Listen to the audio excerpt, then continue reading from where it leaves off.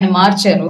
తర్వాత వచ్చిన ఎస్పీ గారు కూడా ఎవరు టీడీపీకి ఫేవరో, జనసేనకు ఫేవరో, లేదంటే ఇంకొకరికి ఫేవరో కాదండి. ఎవరైతే వైజాగ్ లో పవన్ కళ్యాణ్ గారిని కారులో నుంచి పైకి లేసి అభివాదం చేయడానికి కూడా వీలు లేదని చెప్పేసి చెయ్యి పట్టుకుని కింద గుంజి నొక్కి పట్టాడు ఒక ఎస్పీ. ఆ ఎస్పీ ఇప్పుడు ఒంగోలు ఎస్పీ అండి. మరి వీళ్ళు ఎక్కడ ఆయన మాకు ఫేవర్ గా చేస్తాడని వీళ్ళు ఆలోచించుకుంటున్నారో మాకైతే తెలియదు.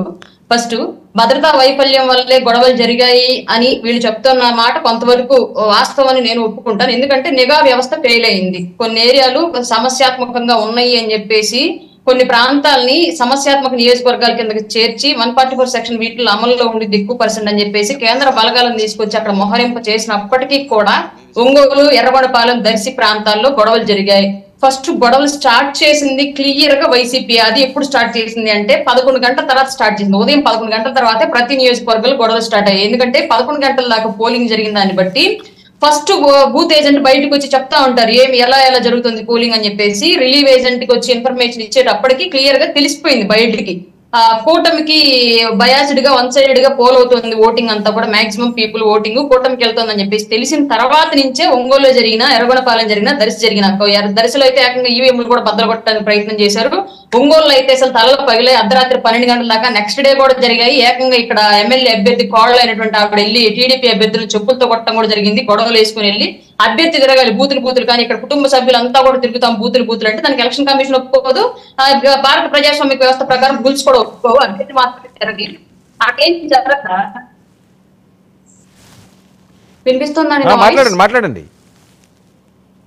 అట్లా జరగకుండా వీళ్ళు ఇష్టారీతిగా వ్యవహరించారు. ఇంకోటండి, ఎర్రగొండపాలెం విషయానికి వస్తే మాట్లాడడానికి వీళ్ళ దగ్గర ఎందుకు జరిగిందంటే అండి క్లియర్ గా వెళ్ళి అభ్యర్థి ఎవరైనా సరే బూత్ లో పరిశీలన చేసుకుని తిరిగి బయటకు రావాలి. కానీ ఈయన అలా చేయలేదు. వెళ్ళి అక్కడ ఉన్న బూత్ ఏజెంట్లతోటి, బయట ఉన్న అభ్యర్థులతోటి వాళ్ళతో వీళ్ళతో బాతాకాని పెడతా ఉంటే అక్కడ టీడీపీ వాళ్ళు వచ్చిన వ్యక్తి సైలెంట్ గా చూసుకుని వెళ్ళిపోవాలి. నువ్వు ఎందుకు మాట్లాడుతున్నావు, ఏం జరుగుతుంది, బయట ఓటర్లతో మాట్లాడాల్సిన అవసరం ఏంటన్న దాని దగ్గర మాటకు మాట పెరిగి ఈయన సైడ్ అయిపోయి ఈయన బయటికి వెళ్ళిన తర్వాత 2-3 బూతుల్లో కొట్లాటలు జరిగాయి. ఈయన ఉన్న టైంలో జరిగిన బూత్ ఒక్కటే. ఈయన వల్లే 3-4 బూతుల్లో గొడవలు జరిగాయి. మాట్లాడడం వల్లే జరిగింది అన్న విషయం మాకు అక్కడి నుంచి వచ్చిన ఇన్ఫర్మేషన్ అండి క్లియర్ గా. ఆ తర్వాత కేసులు నమోదయ్యాయి. దాంట్లో వైసీపీ వాళ్ళే ఎక్కువ ఉన్నారు టీడీపీ వాళ్ళకన్నా కూడా. అంటే గొడవ జరిగింది పుల్లల చెరువులో ప్రతి బూత్ లో నేను వెళ్లకుండా అడ్డుకున్నారు. ఒక్క బూత్ లో కూడా నన్ను వెళ్ళనివ్వలేదు. నేను వెళ్ళి బాధాసాన్ని కొట్టిన సంగతి ఈవిడే ప్రత్యేకంగా చూసింది. నాయుడుపాలెం, పిరికిటివానిపల్లి, ముతుకుల ప్రతి ప్రాంతంలో అల్లర్లు జరిగితే ఏం మాట్లాడతారండి వీళ్ళు? ఇంత అబద్ధపు మాటలు. ఒక్క చోట కూడా నేను ఈవీఎం ని నేను సందర్శించలేదు. నేను లోపలికి పోతుంటేనే అడ్డుకున్నారు వీళ్ళు. ఒక్క చోట కూడా లోపలికి వెళ్ళి బాతాకాన్ని కొట్టడానికి లోపల ఆఫీసర్లు ఉండరా? ఆఫీసర్ లేకుండా ఉంటుందా బూత్ లోపల?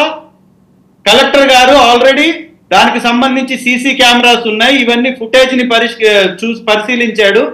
ఎన్ని విధాల గొడవలు చేయాలో అన్ని విధాల గొడవలు చేసింది క్లియర్ కట్ గా కనపడుతుంది అక్కడ. మళ్ళీ వితండవాదం. వైఎస్ఆర్ కాంగ్రెస్ పార్టీ నాయకుల్ని బూతుల దగ్గరికి పోకుండానే చేస్తుంటే పాలనతో పాటు మిగిలిన ప్రాంతాల్లో కూడా ఇందాక చెప్పలేదు సార్. ఇందాక ఒక వెర్షన్ చెప్పాడు. ఇప్పుడు నేను మొత్తం స్టోరీ చెప్పినా ఇంకొక వెర్షన్ ఎక్స్ప్లెయిన్ చేస్తాను అంటే ఇందాక ఏం స్టోరీ చెప్పాను? నీకు తెలియకుండానే ఏదేదో మాట్లాడేశావు. పుల్లల చెరువులో ప్రతి బూత్ లో అడ్డుకున్నారు.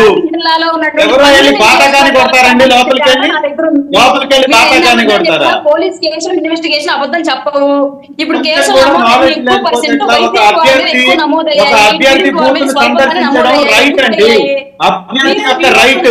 అభ్యర్థికి ఉన్నటువంటి రైట్ ను అడ్డుకున్నటువంటి వ్యక్తుల్ని సమర్థిస్తున్నటువంటి వీళ్ళ పార్టీ ఏంటో, వీళ్ళ విధానం ఏంటో, వీళ్ళ రాజకీయం ఏంటో, రాజ్యాంగం కల్పించినటువంటి హక్కు బూత్ ని సందర్శించడానికి ఆ యొక్క అభ్యర్థికి హక్కు ఉంటుంది. సందర్శించడానికి పోకుండా అడ్డుకున్నటువంటి మూకల్ని సపోర్ట్ చేస్తున్నటువంటి వీళ్ళు ఏమనాలి? ఎవరు చేశారు సార్? ఒకటే, అల్లరి చేసింది వాస్తవము, అడ్డుకుంది వాస్తవము, గొడవలు చేసింది టీడీపీ మూకలు. దీనంతటి కారణం ఓటమి భయం. ఇంకోటి కానే కాదు. వైఎస్ఆర్ కాంగ్రెస్ పార్టీ బలంగా ఓటు బ్యాంక్ ని సాధిస్తుంది తెలిసింది కాబట్టే ఏదో ఒక విధంగా డిస్టర్బెన్స్ చేసి అక్కడ ఎలక్షన్ జరగకుండా చేయాలి. అది వారి యొక్క విధానం. దానికి మేము సపోర్ట్ కాకుండా మేము కావాలని మేమే తగ్గాం. ఓకే ఎలక్షన్ జరగాలి కాబట్టే తగ్గాం. ఓకే. ఎక్కడా కూడా మేము వాళ్ళని ఓకే అరుణ అడ్డుకోవాలి. గారు మీ సెలబ్రేషన్స్ ఎప్పుడు? మీది 8 కూటమి ముహూర్తమేనా అది? జూన్ 8 సార్ నాకు ముహూర్తం గురించి నాకైతే తెలియదు సార్. ఇప్పుడు నేను సత్యకి ప్రసాద్ సార్ చెప్తుంటే నేను విన్నాను, నాకు తెలియదు వాస్తవానికి.